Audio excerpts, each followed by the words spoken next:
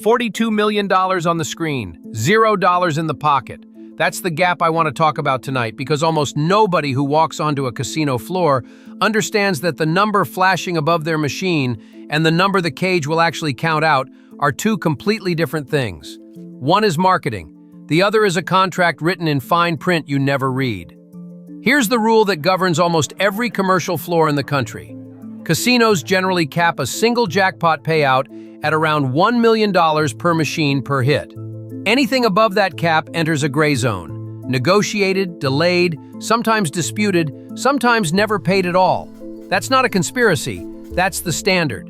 And starting this year, in 2026, any jackpot above $2,000 gets reported straight to the IRS before you've even finished celebrating. So the moment you cross a certain line, the game stops being a game and becomes paperwork. Let me walk you through the math the way I walk myself through it when I sit down. A modern slot advertises a top prize. Sometimes it's 100,000. Sometimes it's a progressive climbing past 3 million. What the glass doesn't tell you is what that specific cabinet is physically programmed to award.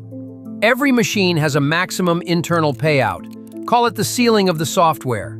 If the reels line up in a way that suggests a number above that ceiling, the casino's position in writing is that a malfunction has occurred. And malfunction in the fine print bolted to the side of every machine voids all plays and all payouts. 6 words. That's the entire defense.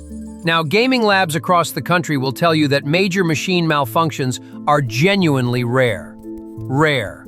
So when a player hits a life-changing number and the pit boss walks over and says the machine glitched, that claim is doing an awful lot of heavy lifting. It might be true. Statistically, it usually isn't. But the burden of proving otherwise sits on the player, not the house. You've probably heard versions of these stories. A woman in New York believes she hit $42.9 million on a penny slot, told it was an error, offered a steak dinner and a few $100. A man in Alabama, $1.3 million on the display, same answer. A woman outside Seattle sees $8.5 million on the screen and gets to be, in her own words, a millionaire for exactly 15 minutes. Different states, different machines, same script from the house. And here's where it gets interesting. The tribal casinos are the hardest fights of all, because on tribal land, the tribe itself is effectively judge and jury for the dispute. State courts often can't touch it. So what do I do about all this personally?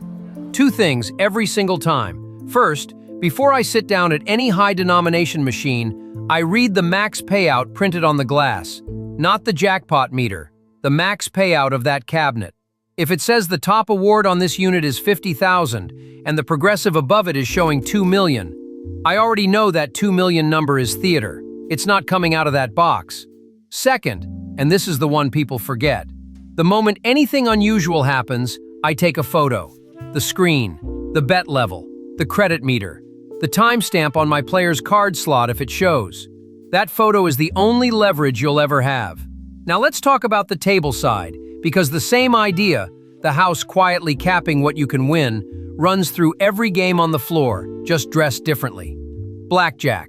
The classic natural blackjack pays 3-2. Bet 100, get 150. That's the game as it was designed. But over the last 15 or 20 years, casinos have quietly rolled out tables that pay 6-5 on a natural. Same rules on the surface, same felt, same dealer smile. Bet 100, you get 120 instead of 150. That single change moves the house edge from around 0.5% to close to 2%. 4 times worse. On a $100 average bet at 80 hands an hour, a 3-2 table costs you about $40 an hour in expectation. The 6-5 version costs you closer to 160. That's not a jackpot cap, but it's the same instinct, quietly sealing what the player can extract. I don't sit at 6-5, ever. If the placard on the table says 6-5, I keep walking. That's my rule. Yours might differ, and each hand is independent. I guarantee nothing about outcomes, but I won't hand the house 4 times the edge for the same seat. Roulette pays are fixed in public, so at least the ceiling is honest. Straight up on a single number, 35-1. Split, 17-1. Street, 11-1. Corner, 8-1. Double street, 5-1. The outside, red, black, odd, even, pays even money. Dozens and columns pay 2-1. Simple. But every one of those outside bets loses on 0 and double 0, and that green pocket is the entire reason the house edge on an American wheel sits around 5.25%. There's no cap dispute here because you're never going to hit a life-changing number on a single spin of roulette. The ceiling is baked into the payout table itself. Quick aside, because plenty of you write in and ask where I actually play, knowing everything I've just told you. I only sit down at licensed spots I've personally vetted, because payouts don't stall, and I've never been jerked around on a dispute. Where exactly? I left in the description. Moving on. Here's the part that surprised me the first time I really sat with the numbers.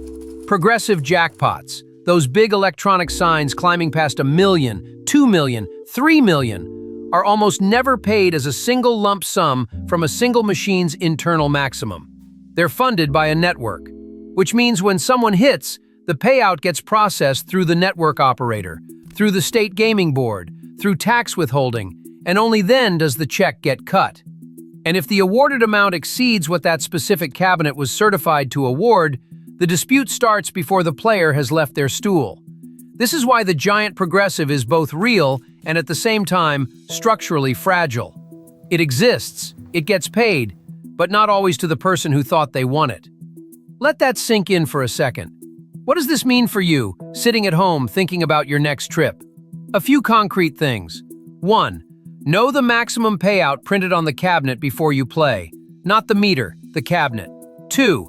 If you hit anything that looks unusual, do not touch the machine, do not cash out, take a photo, and ask for a slot attendant on the record. 3. Avoid 6 to 5 blackjack the way you'd avoid a leaking tire. 4. Understand that any single win above about $2,000 is now a taxable event on paper the moment you accept it. That's the 2026 reporting threshold, and it isn't going away. And 5, the one I come back to most often. The advertised number is a marketing number. The paid number is a legal number. They are not the same thing, and no amount of flashing lights changes that. So here's what I want to leave you with, and I'm genuinely curious where you land on this. If you hit a display for $8 million on a machine whose paperwork says its max award is $50,000, are you legally owed $8 million, or $50,000, or nothing at all? Because the courts in this country cannot agree, the tribes have their own answer, and the casinos have a third one entirely. Tell me which side you're on. If this kind of breakdown is what you come here for, you already know what to do. I'll see you at the next one.